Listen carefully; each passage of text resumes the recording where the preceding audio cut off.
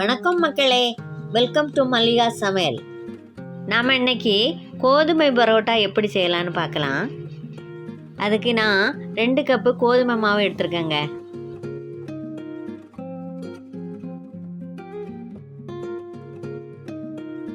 அது கூடவே 1 ஸ்பூன் உப்பு சேர்த்துக்கோங்க.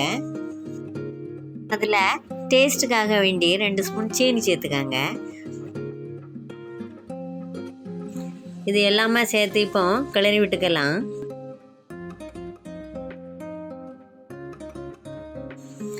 அப்புறமா அது கூடவே 4 ஸ்பூன் எண்ணெய் விட்டுக்கலாம். எல்லாம் சேர்த்து நல்லா கிளறி விட்டு கொஞ்சம் கொஞ்சமாக தண்ணி விட்டு சப்பாத்தி மாவு பதத்துக்கு நம்ம பிசைஞ்சு எடுத்துக்கலாங்க.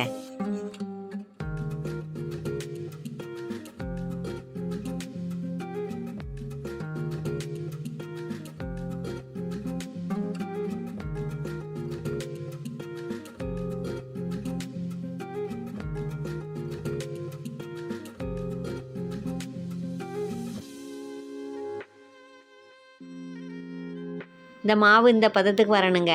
அதுக்கப்புறம் இதில் 1 ஸ்பூன் எண்ணெய் விட்டு நம்ம தடவி அதை ஒரு அரை மணி நேரம் மூடி வச்சுக்கலாம்.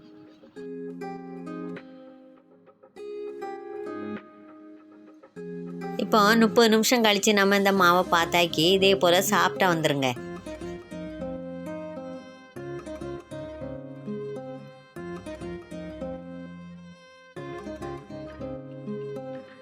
இப்படி மாவை நல்லா பிசைஞ்சு சின்ன சின்ன உருண்டையாக எடுத்து வச்சுக்கோங்க.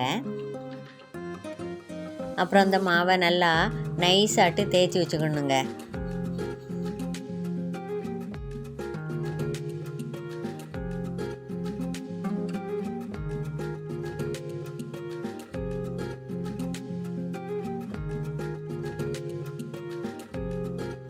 இப்படி இந்த சப்பாத்தி மாவை நல்லா நைஸாக தேய்ச்சி வச்சதுக்கப்புறம் 2 சைடும் எண்ணெய் விட்டு நல்லா தடவி வச்சுக்கலாம்.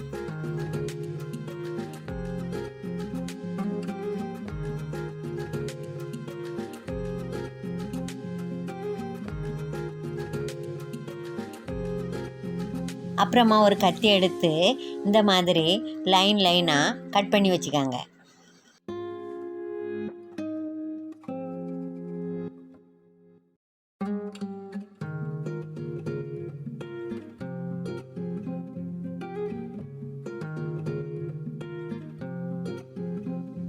அதுக்கப்புறம் இந்த மாதிரி 2 சைடும் நம்ம சுருட்டி வச்சு எடுத்து வச்சுக்கலாம்.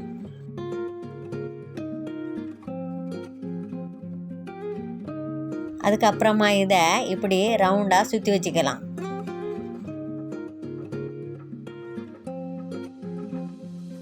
அப்புறமா இதை சப்பாத்தி போல் நைஸாக கொஞ்சம் உருட்டி எடுத்து வச்சுக்கலாம்.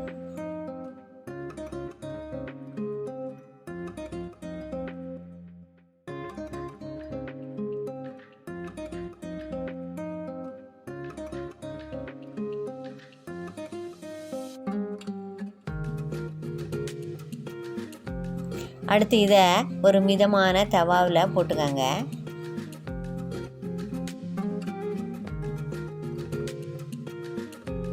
அடுத்து இதை சுற்றி 1 ஸ்பூன் எண்ணெய் விட்டு நல்லா வேக வச்சு எடுத்துக்கலாங்க.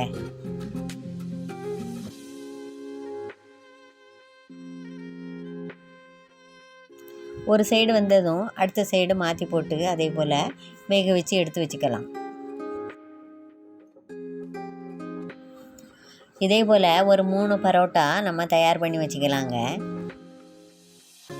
நம்ம எடுத்து வச்சுருக்கிற பரோட்டாவை எடுத்து இதே போல் தட்டி எடுத்து வச்சுக்கோங்க. அவ்வளோதாங்க, சுவையான கோதுமை பரோட்டா தயார். இந்த பாருங்கள், இதே போல் லேயராக அழகாக வரும் பாருங்கள். சூப்பரான பரோட்டா தயாருங்க. இந்த வீடியோ உங்களுக்கு பிடிச்சிருந்தா லைக் பண்ணுங்கள், ஷேர் பண்ணுங்கள், கமெண்ட் பண்ணுங்கள். மறக்காமல் மல்லிகா சமையல் சேனலையும் சப்ஸ்கிரைப் பண்ணுங்கள். தேங்க்யூ ஃபார் வாட்சிங். வாழ்க வளமுடன்.